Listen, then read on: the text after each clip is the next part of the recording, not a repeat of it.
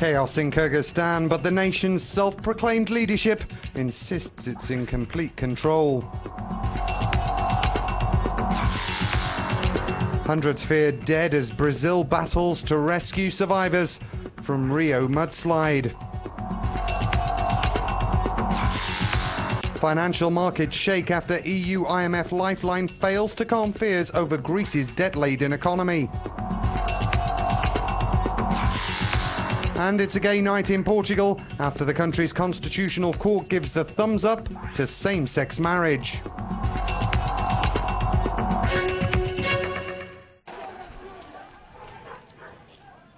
Vigilante groups backed by Kurdistan's self-proclaimed government have been patrolling the streets of the capital, Bishkek. They spent most of last night battling looters, although reports say no one was killed. A Euronews correspondent described his journey to the former Soviet state and said the situation was now relatively calm. We arrived in Bishkek late last night from Kazakhstan. The border between Kazakhstan and Kyrgyzstan is now officially closed, though journalists can still cross it with the border guard's permission. Everyone trying to cross the border is being thoroughly searched. Those people who have no journalist papers have to wait in their cars and buses, sometimes for several hours on end. The border is being heavily guarded. We've seen dozens of soldiers and officers on the Kazakh side. They're well armed and seem prepared for any surprises. But there is hardly anyone on the Kyrgyz side. We've only seen 2 Kyrgyz border guards there, and one of them was sleeping. I arrived in Bishkek late last night. The city was darkened and deserted after the violent clashes of the past 2 days. Many shops were destroyed, windows smashed, and some of the casinos and luxury shops had been burnt down. But this morning it's very different. There is nothing to suggest that this is a capital in a state of anarchy. It remains unclear who is really in control of the whole country.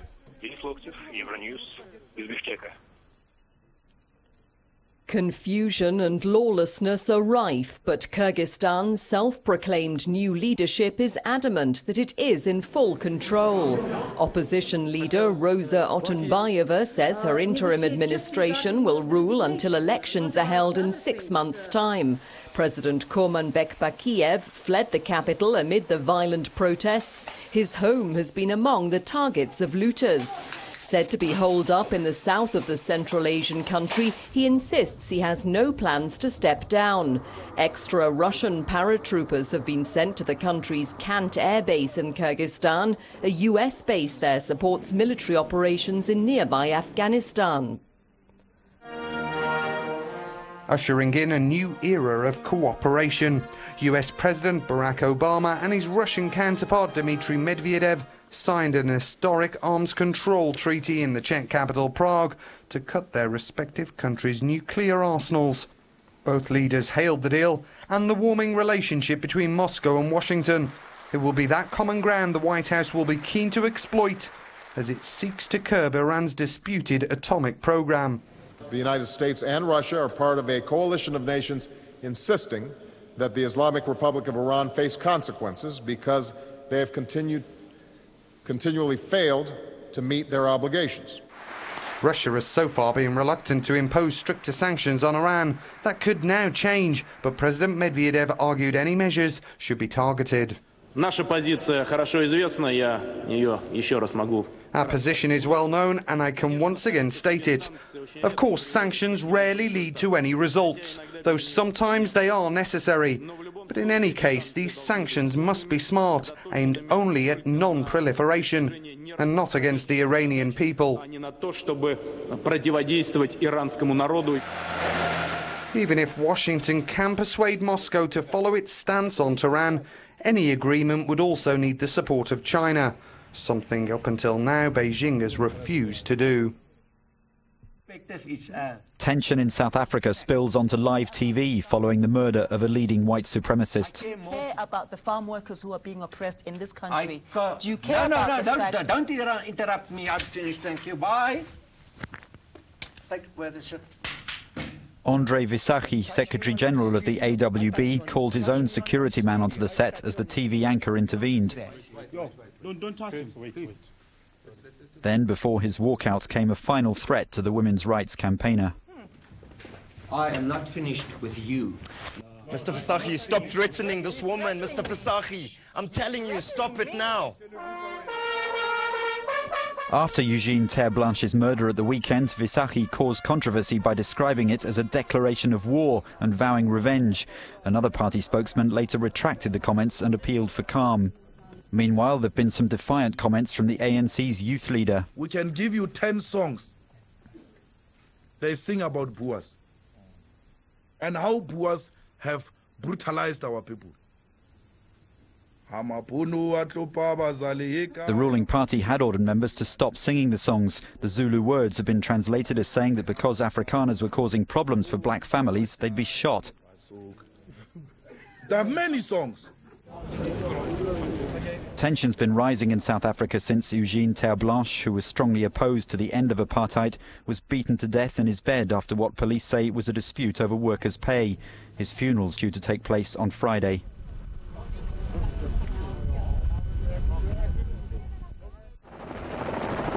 Rescue workers in Brazil are continuing a frantic search for around 200 people after a massive mudslide buried them in their homes.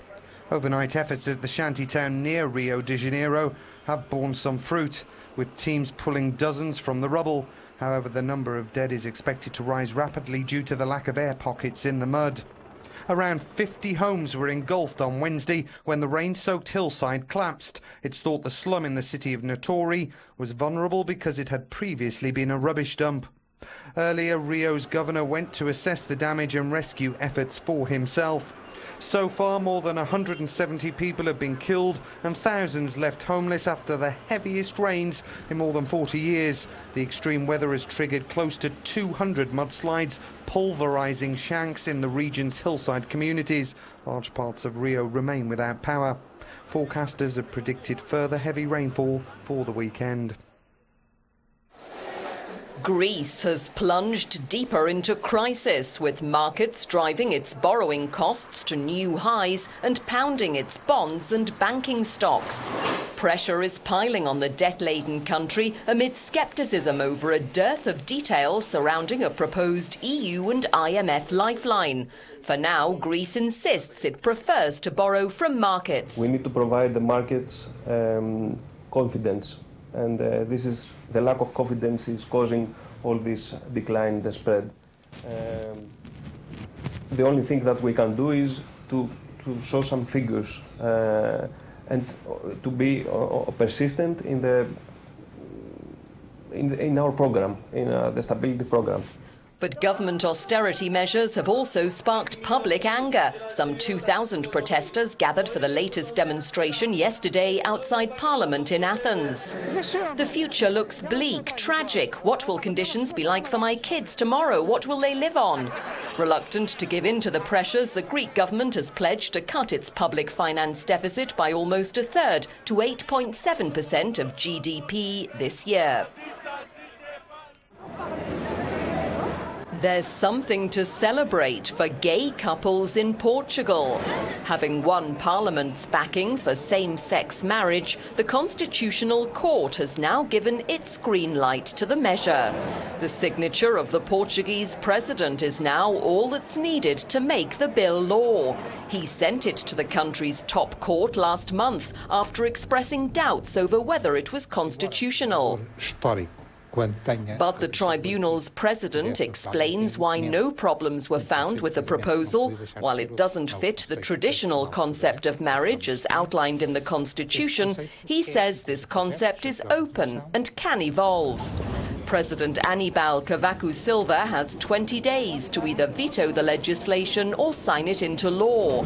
If it is ratified, it would come into effect just ahead of a visit to this staunchly Roman Catholic country by Pope Benedict XVI.